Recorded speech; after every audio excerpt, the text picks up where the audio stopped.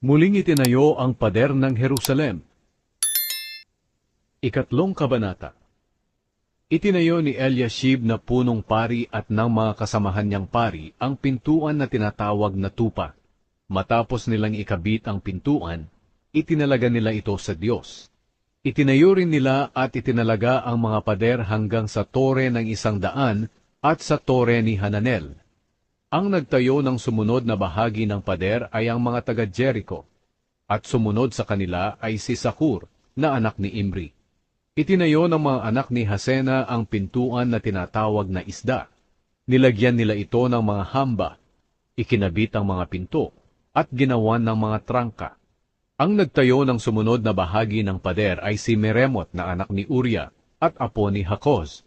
Ang kasunod na bahagi na may itinayo ni Meshulam na anak ni Berekia at apo ni Meshiezabel. Sumunod naman ay si Zadok na anak ni Baana. At ang sumunod sa kanya ay mga taga-Tekoa. Ngunit ang mga pinuno nila ay hindi sumunod sa ipinapagawa ng mga namumuno sa kanila sa gawain.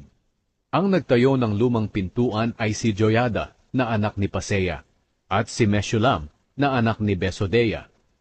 Nilagyan nila ito ng mga hamba, ikinabit ang mga pinto, at ginawa ng mga trangka. Ang nagtayo ng sumunod na bahagi ng pader ay sina Melatia na taga-Gibeon, Hadon na taga-Meronot, at ang mga lalaking taga-Gibeon at taga-Mispa. Ang mga lugar na ito ay sakop ng gobernador ng probinsya sa kanlurang Euphrates. Ang nagtayo ng sumunod na bahagi ng pader ay si Uziel na platero, na anak ni Harhaya. Ang sumunod naman sa kanya ay si Hanania, na manggagawa ng pabango. Itinayo nila ang bahaging ito ng pader ng Jerusalem hanggang sa malawak na pader. Ang sumunod na nagtayo sa kanila ay ang anak ni Hur na si Refaya, na pinuno ng kalahating distrito ng Jerusalem. Ang sumunod sa kanya ay si Jedaiah na anak ni Harumath. Itinayo niya ang bahagi ng pader malapit sa kanyang bahay. Ang sumunod sa kanya ay si Hatush na anak ni Hashabneah. Ang nagtayo ng sumunod pang bahagi ng pader at ng tore na may mga hurno ay sina Malkia na anak ni Harim at Hashub na anak ni Pahat-Moab. Ang sumunod na nagtayo ay ang anak ni Halohes na si Shalom, na pinuno ng kalahating distrito ng Jerusalem. Tinulungan siya ng mga anak niyang babae. Ang nagtayo ng pintuang nakaharap sa lambak ay si Hanun at ang mga taga-Zanoa. Ikinabit nila ang mga pinto nito at ginawa ng mga trangka. Ipinatayo rin nila ang 450 metro na pader sa pintuan ng pinagtatapunan ng basura. Ang nagtayo ng pintuan ng pinagtatapunan ng basura ay ang anak ni Rekab na si Malkia na pinuno ng distrito ng Bet Hakerem. Ikinabit niya ang mga pinto nito at ginawa ng mga trangka. Ang nagtayo ng pintuan ng bukal ay ang anak ni Kol-Hose na si Shalom, na pinuno ng distrito ng Mispa. Binubungan niya ito, ikinabit ang mga pinto at ginawa ng mga trangka. Itinayo rin niya ang pader ng paliguan sa Siloam, malapit sa hardin ng hari, hanggang sa hagdanang pababa mula sa lungsod ni David.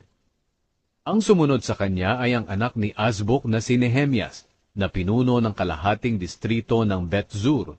Itinayo niya ang pader na nakaharap sa libingan ni David, hanggang sa pinag-iimbakan ng tubig at sa kampo ng mga sundalo. Ang nagtayo ng sumunod na bahagi ng pader ay ang mga Levita na pinamumunuan ni Rehum, na anak ni Bani.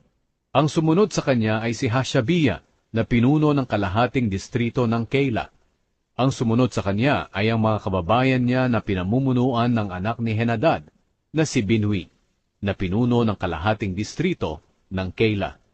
Ang sumunod ay ang anak ni Jeshua na si Ezer, na pinuno ng Mizpa.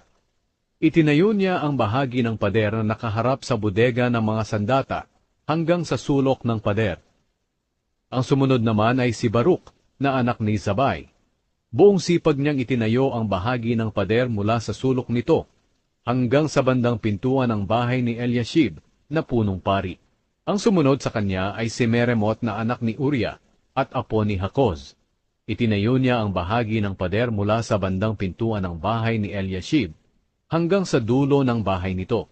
Ang sumunod na nagtayo ng bahagi ng pader ay ang mga pari sa paligid ng Jerusalem. Ang sumunod sa kanila ay sina Benjamin at Hashub.